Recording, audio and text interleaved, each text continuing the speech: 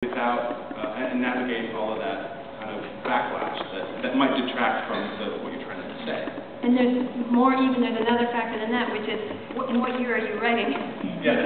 Because when gay dresses started being depicted on television, it was sort of often in a very effeminate way. Then there was a sort of reaction against it, and it was like, oh, right, everybody, right, a gay man, very, very masculine. And then now you're sort of getting enough gay characters that you can spread things out and have a spectrum. And so the question is getting easier and easier to answer, because finally now you're starting to just be able to write characters. And I was really happy with the way we did Sam Adama on Caprica, where it's like, yeah, he was married, he had a husband at home, but that wasn't important to anyone around him. The gender of his spouse just didn't matter. And so we were able to just always write him as a character and never have that even be part of the story. And do you think it's easier in like a science fiction environment where you're creating the world that they're going to inhabit, because you can make sure that nobody around them thinks it's a big deal? Right. And that kind of, if they can feel that you're hesitant or nervous about how something's going to come across, they often will latch onto that and start to give you their 2 cents, right?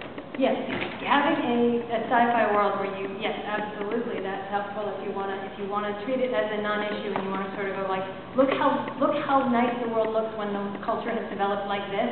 That sci-fi is absolutely perfect for that. That's like the definition of what sci-fi was put on the planet to do. But if you want to write something in a realistic world, then yeah, you're probably going to have to address it, and it's just nice that lots of shows are now addressing it in lots of different ways.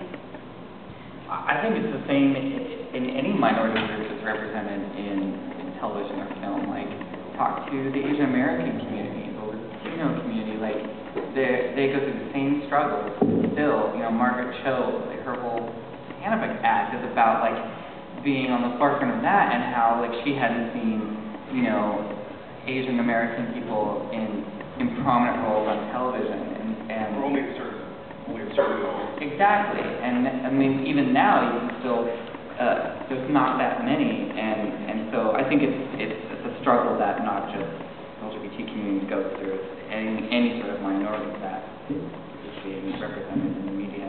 And when you come to it as a